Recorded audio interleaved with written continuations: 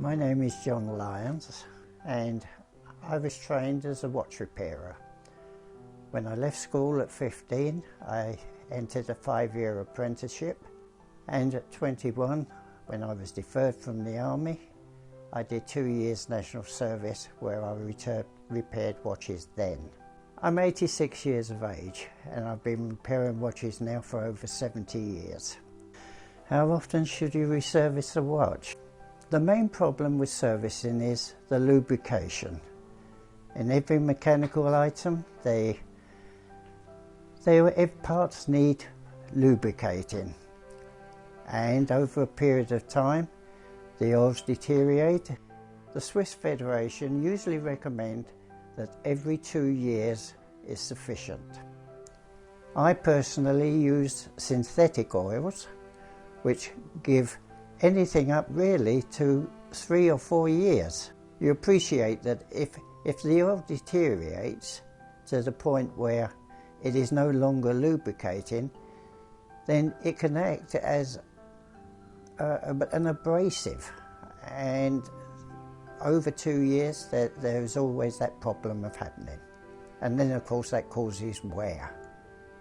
Any mechanical device which runs without lubrication is going to cause wear in the bearings, and this only increases the cost of repair when it eventually is taken in, and of course it will eventually stop. It will grind to a halt.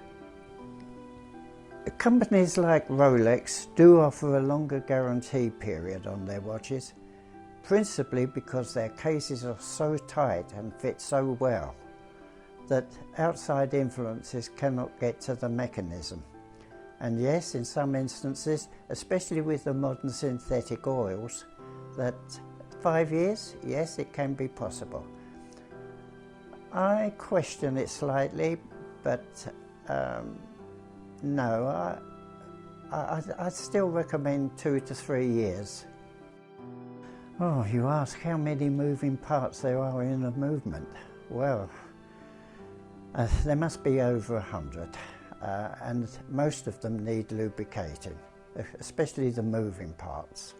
I often see people swimming in the sea, which obviously contains a large amount of salt. You can do this, but be careful what the watch is made from.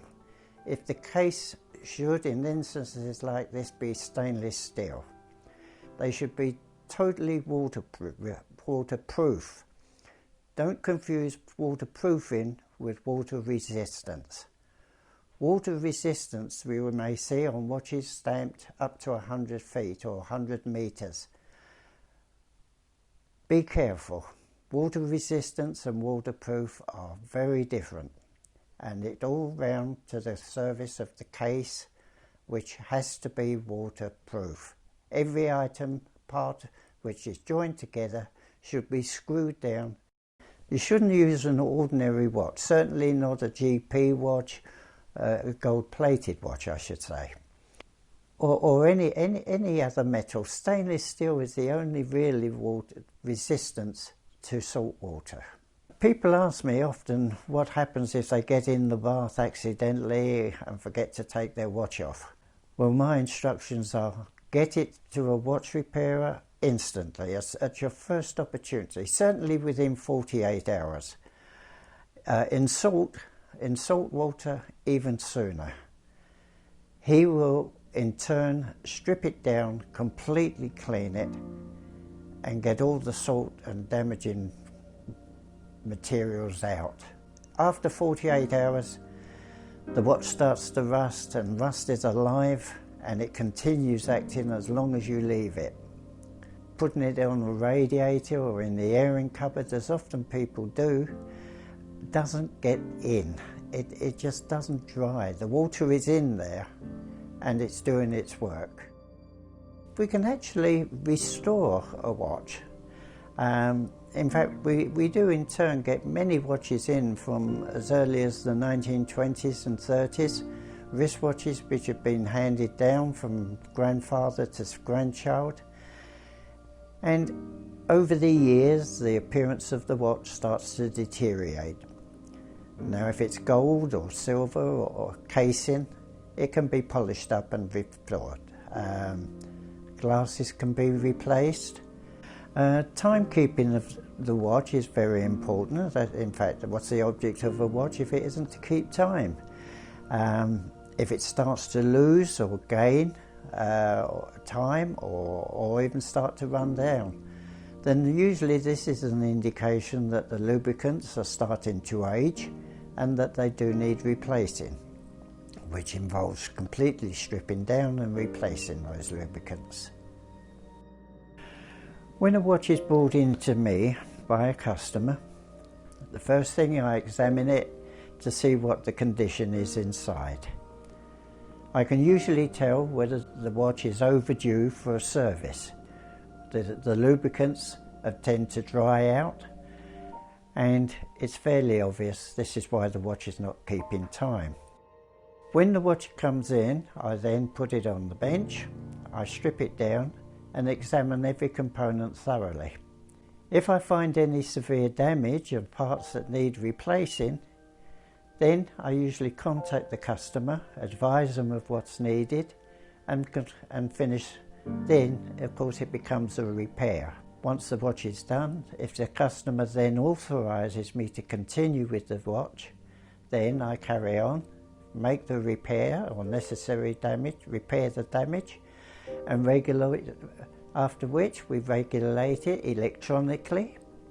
We have devices, we have machines which tell us whether we can time a watch within seconds of the day. After a watch has been serviced and all the components put back together again, then we electronically time them. We have a machine which picks up on the beat, the vibration of the balance, and by moving the regulator from plus to minus we can bring it within limits. People often ask me, why the more jewels in a watch, does that make the watch better? If they are in the parts where friction occurs, i.e. when wheels were revolving or items like that, then yes, they are very important because they reduce wear, and wear is caused by friction. I'm often asked, can you overwind a watch? The simple answer is no. If the mainspring is in good condition, you wind the watch, and this is something that's very important. When you wind a watch, you should wind it fully, right to the stop, all the way up. I often get people say, oh, I mustn't overwind the watch, so I've only wound it 10 times. But when you do that, it's not going to run 24 hours. So that's the simple answer. You fully wind the watch until it stops. I personally wind my watch every morning when I put it on. I don't sleep with it on, I take it off at night. I wind it fully, and it's designed to run for about 30 hours. Sometimes a little bit longer, but most of them are designed to run about 30 hours. So that's why you should always wind it fully. Only giving it 10 or 15 winds means it will only run for maybe half the day, so it's going to stop on you. The exceptions, of course, is the automatic wind watch, which winds itself. The movement of the wrist allows the watch to the mechanism to wind the mainspring. I often get watches given to me where someone has sat at a kitchen table and tried to repair a watch. I would say a lot of my work that I get in to service, or watches that I get in to repair, are where people have not left it alone and have felt that they can do this themselves. I always say to each his own, you know. I was trained to do a job. I wouldn't dream of taking my car engine apart and hoping to put it back and have it work as it should do. That's my philosophy.